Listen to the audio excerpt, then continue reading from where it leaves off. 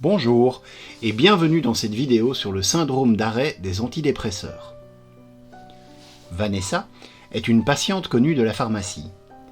Elle a 2 enfants de 6 et 10 ans pour lesquels elle vient de temps en temps. Elle passe aujourd'hui dans notre officine pour nous demander conseil. Depuis 2 jours, elle se sent fatiguée et angoissée par moments. Elle dort très mal.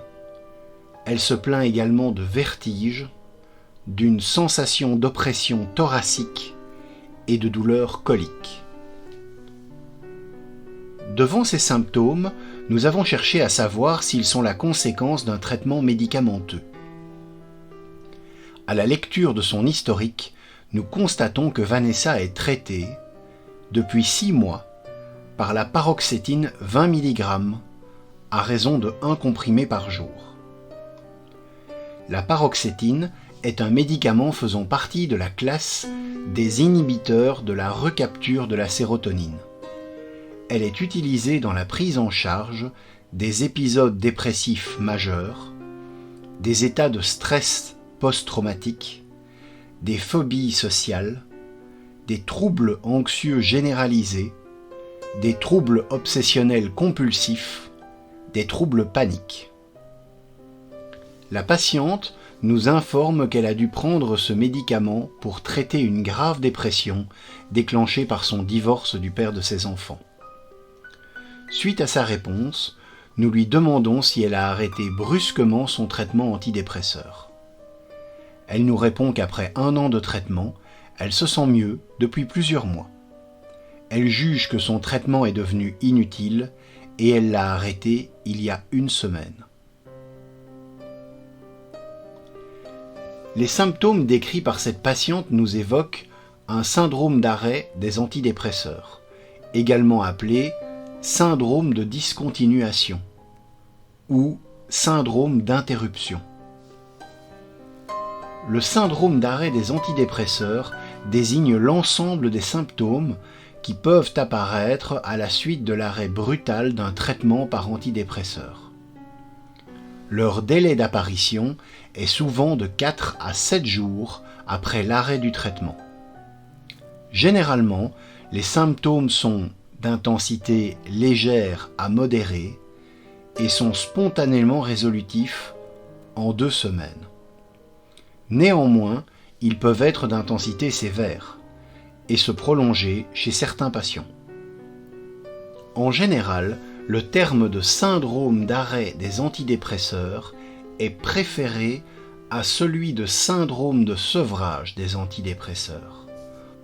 En effet, le mot sevrage sous-entend une dépendance, ce qui n'est pas le cas des antidépresseurs.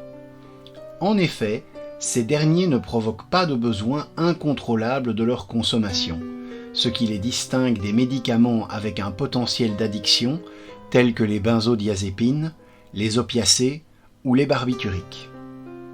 Il est également important de distinguer le syndrome d'arrêt des antidépresseurs et une rechute. Contrairement au syndrome d'arrêt, la rechute ou la récidive se manifeste après un délai plus important. Et surtout, les symptômes persistent largement au-delà de 3 semaines. Quels sont les facteurs de risque ?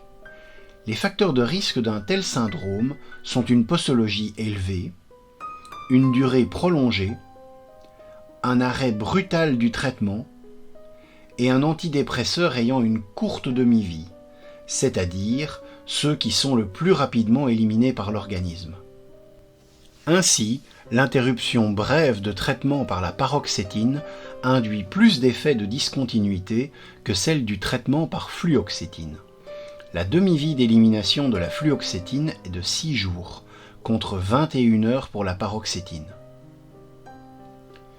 Nous expliquons à Vanessa que les signes décrits sont dus à l'interruption brusque du traitement. La réintroduction du traitement antidépresseur permet généralement une disparition rapide du syndrome d'arrêt. L'interruption étant ici récente et de courte durée, nous invitons Vanessa à reprendre le traitement en revenant à la posologie précédente. Si elle avait été plus longue, une réintroduction à dose progressive aurait été nécessaire. Cela fait 4 mois que Vanessa se sent bien, mais théoriquement, il est nécessaire de prolonger le traitement afin d'éviter les rechutes au moins 6 mois après l'obtention de la rémission clinique. C'est pourquoi nous recommandons à Vanessa de consulter son médecin et lui faire part de son envie de cesser le traitement. Si ce dernier le juge pertinent, un arrêt du traitement sera alors étalé sur plusieurs semaines, par exemple en diminuant d'un quart toutes les semaines la posologie journalière. Ce procédé permettra de prévenir l'apparition de ce syndrome. Nous vous remercions de nous avoir suivis et vous donnons rendez-vous dans notre prochaine vidéo. À très bientôt.